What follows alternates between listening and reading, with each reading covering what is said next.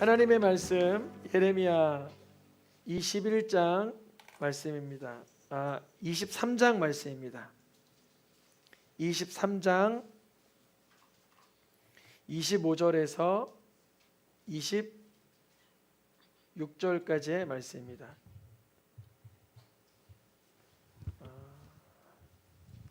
죄송합니다. 제가 앞에 본문을 PPT로 준비를 못 해놨습니다. 그래서 여러분 가지고 계신 성경으로 읽겠습니다. 예레미야 23장 25절에서 26절 두 절의 말씀입니다. 제가 한 절, 성도님들께서 한 절 가지고 계신 성경 있으신 분들은 예레미야 23장 25절 26절 한 절씩 교독하여서 읽겠습니다. 내 이름으로 거짓을 예언하는 선지자들의 말에 내가 꿈을 꾸었다고 말하는 것을 내가 들었노라. 거짓을 예언하는 선지자들이 언제까지 이 마음을 품겠느냐? 그들은 그 마음에 간교한 것을 예언하느니라. 아멘. 포로 시대 예언자 예레미야 예언서를 강해하고 있습니다. 예레미야 오늘 말씀의 제목은 거짓 선지자와 참 선지자. 한번 따라해 볼까요? 거짓 선지자와 참 선지자. 선지자긴 선지자인데 거짓을 가지고 있는 선지자, 진리를 가지고 있는 선지자, 이렇게 구분이 되는데 성경에는 거짓 선지자 앞에다가 거짓 선지자라는 말을 붙이지 않고 그 문맥을 읽다 보면 어이구 거짓 선지자다, 문맥을 읽다 보면 참 선지자다, 이렇게 확인하게 됩니다. 성경에서 보면 제가 좀 이거 두꺼운 거 입어서 죄송합니다. 너무 더워서 좀 벗겠습니다. 땀이 너무 나서. 성경에서 제일 첫 번째 거짓 선지자가 누굴까요? 뱀이에요. 뱀이 아담과 하와에게 찾아와서 결코 너희가 죽지 아니하리라, 선악과를 먹으면 하나님처럼 눈이 밝아질 거다. 그래서 하나님 말씀을 범하게 종용했습니다. 무슨 선지자요? 거짓 선지자. 말씀을 가지고 있어요. 사단이 이거 뱀의 형상으로 다가와서 결코 죽지 않아 라고 선악과에 관한 이야기를 하잖아요. 선악과 이야기는 누구에게서부터 시작된 이야기죠? 하나님께로부터 시작된 이야기인데 그걸 가지고 사단은 변개시킵니다. 변개. 두 번째 거짓된 선지자는 누구였냐면 라멕이라는 사람이 있었어요. 라멕 누구냐면 그 이제 아담과 하와 후손 중에 첫 번째 살인자가 가인이었어요. 가인. 안타깝게도 동생을 죽였죠. 너무나 끔찍한 사건인데 근데 하나님께서 그 가인을 불쌍히 여기셔서 그가 너무 두려워하고 있을 때 가인아 너가 어딜 가든지 너가 다른 사람에게 해를 받지 않도록 표를 줄게 그랬어요.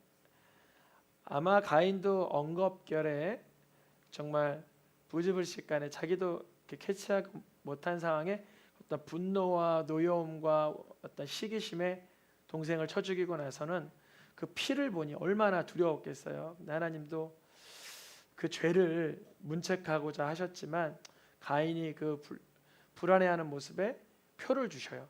근데 이러한 하나님의 은총을 후대의 라멕이라는 사람은 어떻게 변질시키냐면 가인을 위하여서는 하나님이 그런 표를 주셨다지만 나를 건드리는 사람은 7배나 더 벌 받을 거야. 막 이렇게 노래를 해버리는 거예요.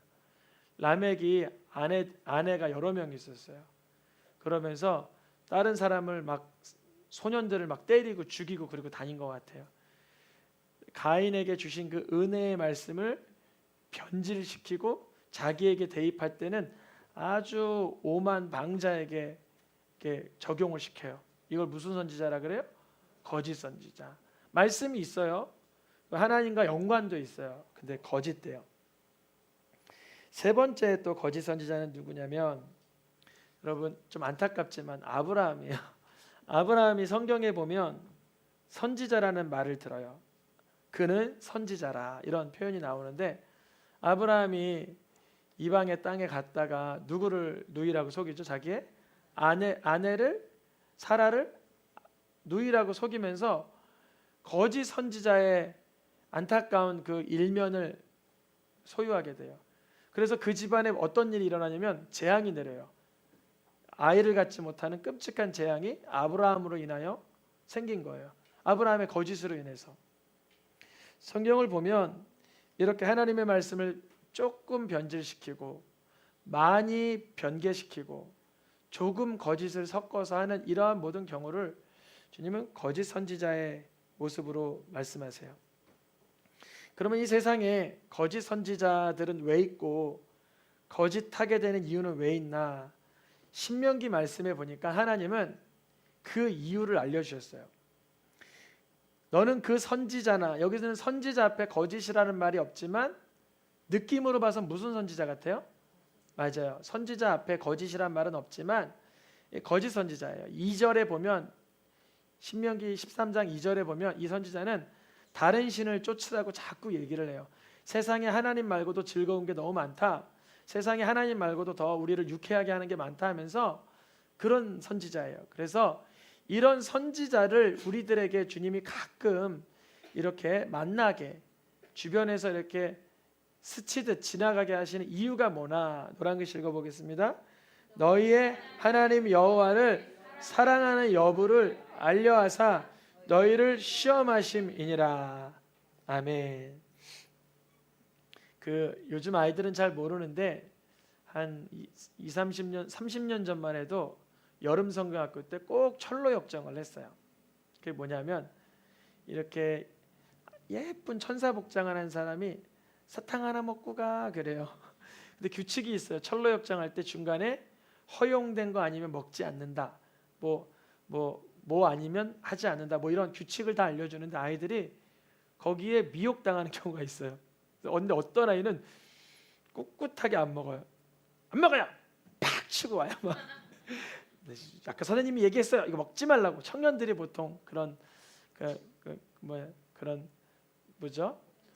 그 변장을 해요. 광명한 천사로 약간 마스카라도 올리고 이렇게 해서 쫙 나오는데 과연 하나님의 말씀을 따르는지 인내하는지 절제하는지 보려고 하나님은 때로는 그 거짓 선지자, 세상에 미혹해 하는 영을 허락을 하세요. 허락을 하시는 거예요. 허락을 하시는 거예요. 그래서 성경에 보면 거짓 선지자를 가장 주변에 많이 대동했던 사람이 대표적인 사람이 누구냐면 북이스라엘의 아하방이에요. 아하방. 누구라고요? 몇 명이 있었냐면 바알 선지자만, 거짓 선지자죠. 바알 선지자는 거짓 선지자가 한 450명 있었어요. 바알 선지, 아세라를 따르는 자도 있었고 바알을 따르는 자도 있었는데 바알 따르는 자만 해도 450명. 그래서 아합은 때때마다 자기가 힘들면 이 거짓 선지자들로부터 위로를 받아요. 거짓 선지자들로부터. 세상에서 우리가 힘들 때 세상에 하나님 모르는 사람들은 노래방도 가고 도박도 하고 술도 마시고 어디 쾌락할 만한 것도 찾고 그러잖아요. 그거는 그 사람에게 유익한 걸까요? 무익한 걸까요? 무익한 거죠. 근데 그런 무익한 것이 무익하지 않다라고 여기는 그 마음을 세상에서 계속 집어넣어. 넌 성이냐? 다 그 정도는 해. 술, 담배, 쾌락, 도박 이 정도는 다 해 하면서 계속 미혹해 하는 거예요. 근데 그 아합의 인생의 결과가 어떻게 됐냐면 그 바알의 선지자들과 늘 어울려 살던 그 아합은 그의 마지막이 열왕기상 22장에 가니까 누구로 인하여 그 전쟁에 나가게 되냐면 거짓말하는 영을 받은 선지자의 입의 말을 통해서 아합 왕은 전장에 나가게 되는 거예요. 하도 많이 거짓된 새 속에 속아본 사람은 그게 거짓인지 모르고 잘못된 줄 모르고 그 자리에 또 나아갑니다. 중독과 같죠. 중독. 하나님께서는 분명히 그 재앙이다 화라고 말씀하셨지만 왕이시여 왕은 그 거짓말하는 자의 입의 말을 들을 것입니다. 그래요. 정말 아합은 여기에서 죽죠. 자기가 그렇게 위로라고 생각하고 위안이라고 여겼던 그 거짓 선지자들의 종용하는 말로 인해 인생이 끝이 납니다. 대부분 세상에 많은 사람들이 이거 내가 좋아서 하는 도박이야, 좋아서 하는 술이야, 좋아서 하는 뭐 쾌락이야 하지만 그것이 자기의 영혼을 잠식시키고 자기의 가정을 망가뜨리고 하는 걸 볼 수가 없어요. 왜냐하면 죄는 어둠 가운데 짓기 때문에 그 어둠을 이렇게 바로 볼 수가 없습니다. 아하방도 그랬어요. 근데 이 아담의 이게 미혹을 했던 뱀, 사단, 가인 그리고 라멕에게 미혹했던 그 거짓의 영, 아브라함을 거짓으로 포장해서 이방 사람에게 재앙을 끼치게 했던 이 거짓의 영, 아합을 결국 인생을 죽게 했던 이 거짓의 영은 오늘 본문 예레미야 이 포로 시대에도 똑같이 이 거짓의 영이 문제가 되는 것이죠. 예레미야는 열심히 참 선지자로 역할을 감당하는데 예레미야가 올바른 말씀을 하나 선언해 놓으면 거짓 선지자가 12명 붙는 거예요. 그러니까 이게 확률적으로 막 계속 마치 여호수아의 갈렙은 가나안 땅은 우리 땅이다 그러지만 나머지 10사람이 아니야 그러면 우리가 메뚜기야 우리가 저들의 밥이야 이렇게 된 것처럼 예레미야에 보면 거짓 선지자 얘기가 10번도 넘게 나와요. 한번 그 중에 몇 군데만 이렇게 발췌해 봤어요. 노란 글씨만 읽어보겠습니다. 바알의 이름으로 예언하고 무익한 것을 따랐느니라.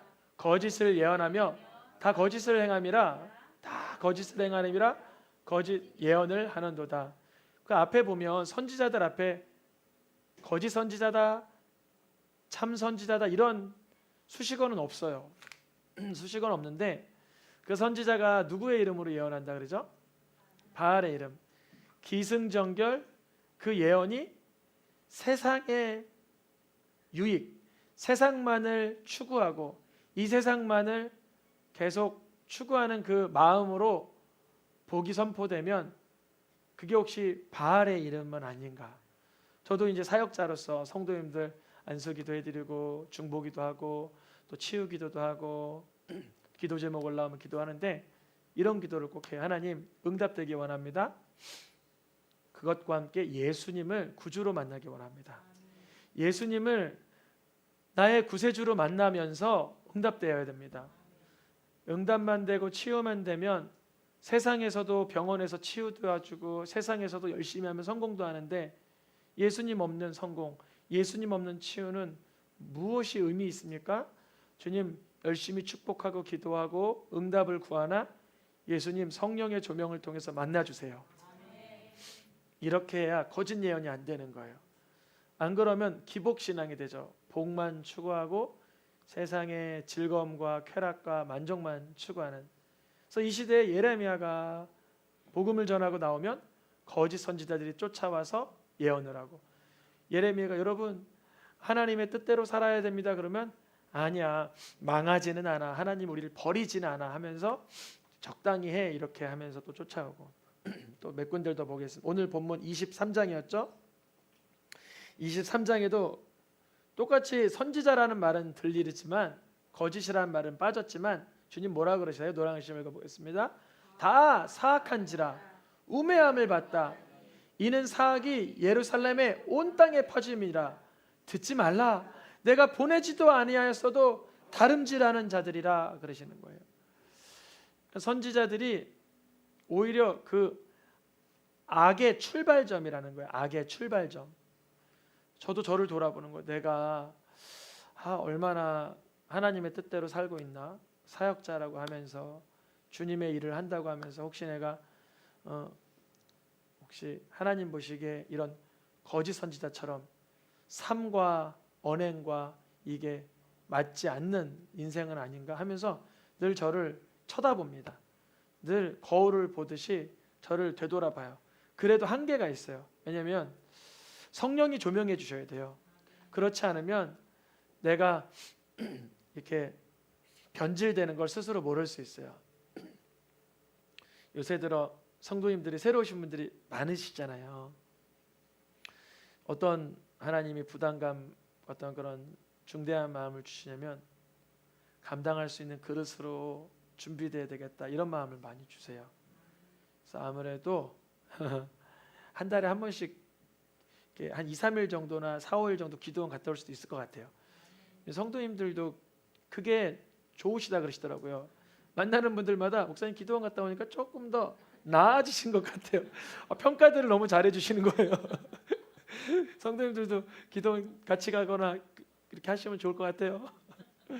근데 그런 평가가 피드백을 받으셔야죠. 뭐 기도원 갔다 왔는데 너무 나빠요, 좀 교회도 비우고 좀 안 좋아요, 이러면 고심을 할 텐데, 긍정적인 피드백이 더 많아서 저도 좀 애들도 같이 있고 싶고 교회도 돌아보고 해야 되는데, 제가 영적인 그릇이 고갈되거나 지저분해지면 성도님들에게 악영향을 끼치는 것 같아요. 그래서 선지자가 다 사악하고 우매하고 선지자들로부터 땅이 사악해지고 보내지 아니하였어도 하나님의 말씀인 양 말아버리고, 저도 뭐 그런 실수할 수 있겠죠. 내 말인데 하나님 말인 양 막 함부로 말할 수도 있겠죠, 저라는 사람도.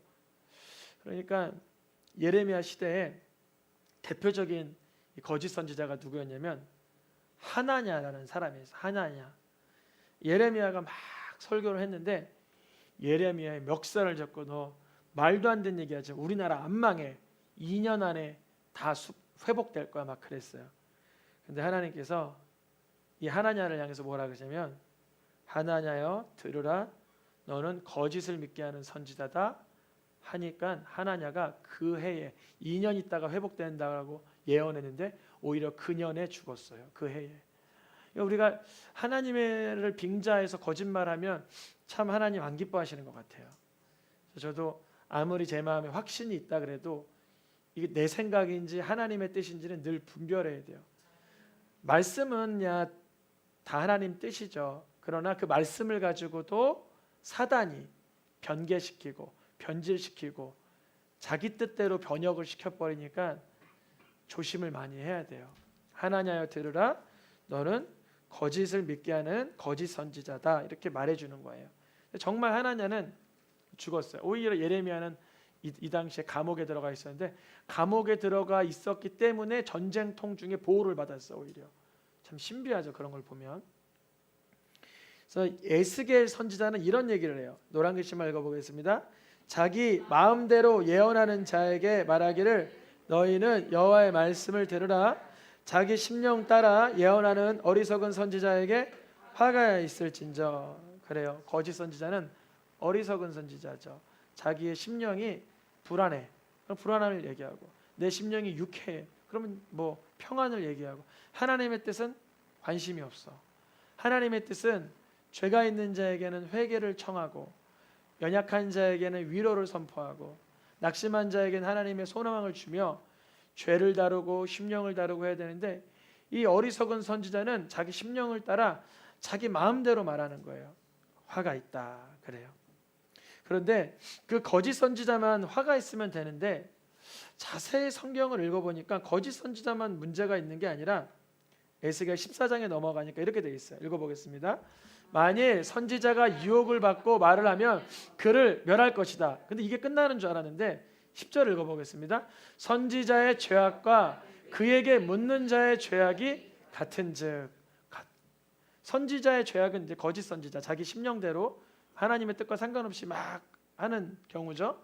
근데 그러한 사람에게 또 물어보는 사람도 어떻대요? 죄악이 똑같다는 거죠. 어떻게 하면 우리는 참 선지자며 거짓 선지자며 이거를 구분할 수 있을까요? 예레미야 이거 성경 쓰고, 에스겔 성경 썼으니까 참인 것 같고, 그리고 그 외에 뭐 하나냐나 이름 없는 몇몇 좀 이렇게 주변 인물들은 거짓이고, 뭐 이렇게 판단해야 되는, 우리의 삶의 현장 속에서 어떻게 판단을 해야 되는 것인가? 선지자가 하는 일이 뭐죠? 선지자가 하는 일, 하나님의 뜻을 전환하고 대언하는 거죠. 그리고 앞날이 어떻게 될지 선언하는 거죠. 기준은 하나님 말씀이겠죠.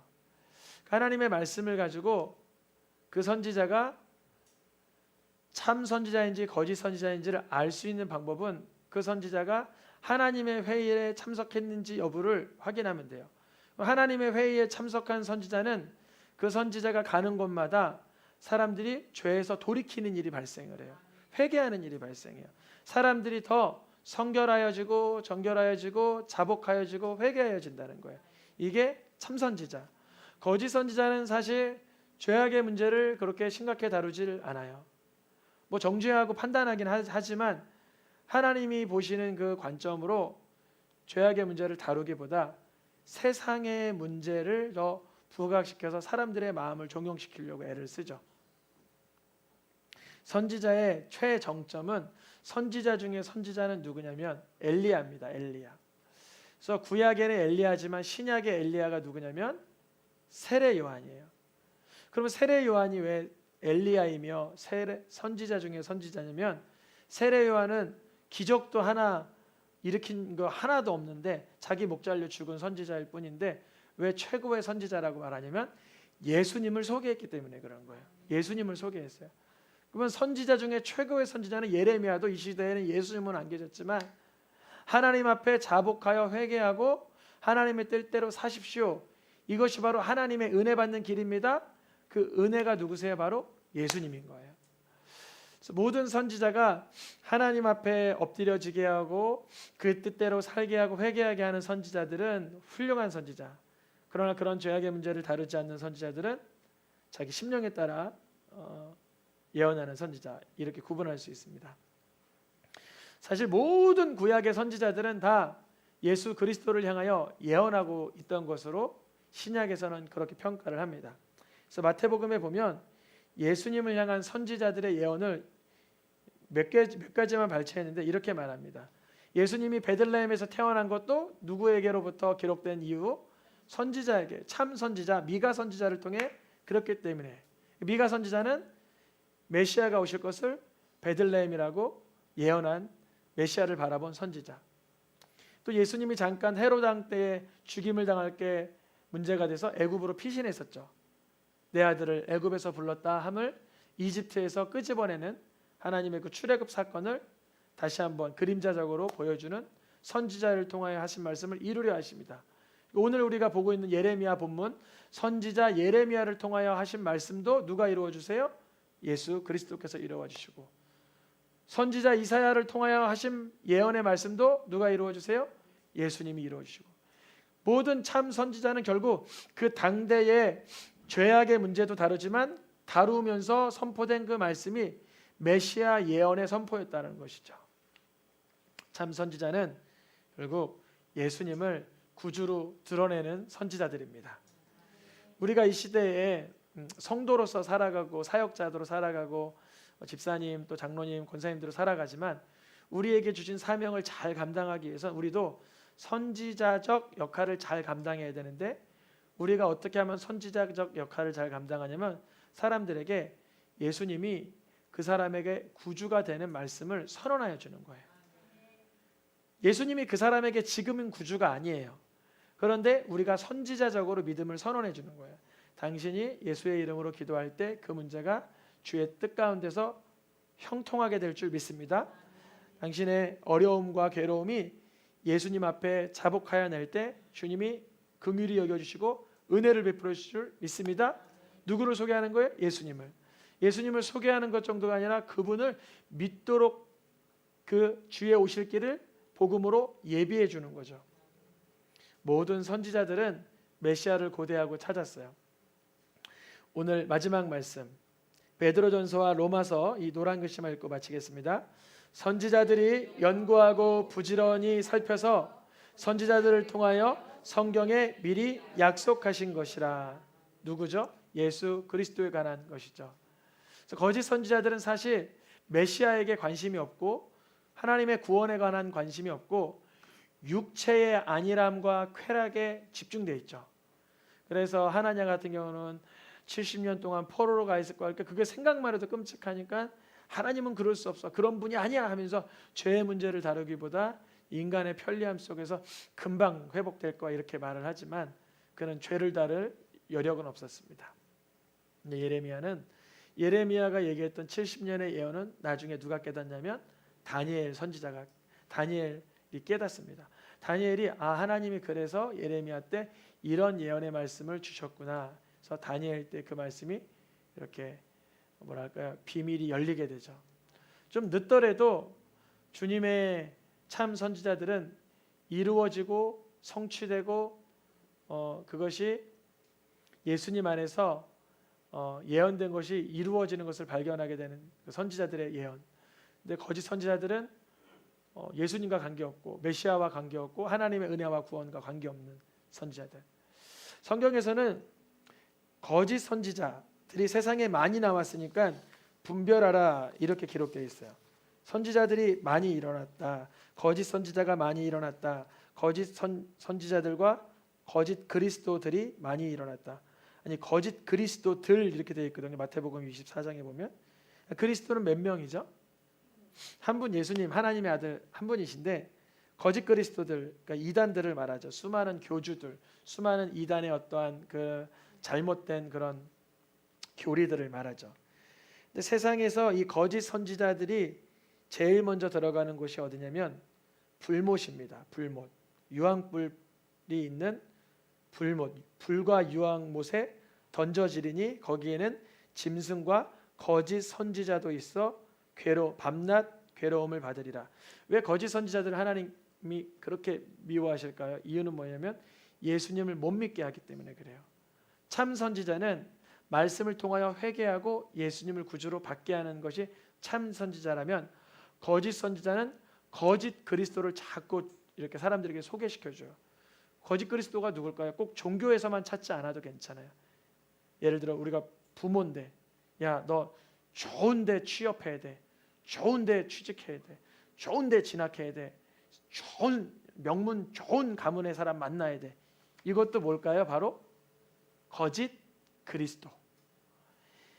그런 것을 계속 자녀나 나의 가족에게 소개시키는 거야. 너가 돈만 많이 벌면 말이지. 너가 좋은 데만 나오면 말이지. 너가 좋은 정말 명문 가문의 사람만 만나면 말이지 하면서 그게 구원인 양 계속 포장을 하는 거죠. 그러면 그러한 사람의 언행을 통해서 자녀들은 뭐를 듣게 되는 거냐면 거짓 그리스도를 발견하게 되는 거예요. 인생에 내가 거기에 표대를 둬야 되는구나. 엄청나게 많은 청소년기 학생들이 뭐 옛날만큼은 아니지만 돈만 있으면 어떠한 그런 인기만 있으면 세상이 행복할 거라 여기더라고요. 근데 인기만 있어도 돈만 있어도 우리가 행복하지 못하다는 건 30만 넘어도 다 알잖아요. 그게 오히려 우리에게 괴로움이 될 수 있고 우리에게 그거를 경영할 만한 능력이 있어야 된다는 걸 더 깨달아 가잖아요. 참 그리스도인 예수님을 그리스도로 바라볼 수 있도록 그렇게 우리가 참 선지자 될 수 있기를 축복합니다. 세상에 많은 유혹과 시험과 거짓이 있더라도 우리는 예레미야를 따라서 주의 복음, 주의 은혜, 예수 그리스도를 증거하고 표현해야 되는 줄 믿습니다. 이제 찬양하며 기도하겠습니다.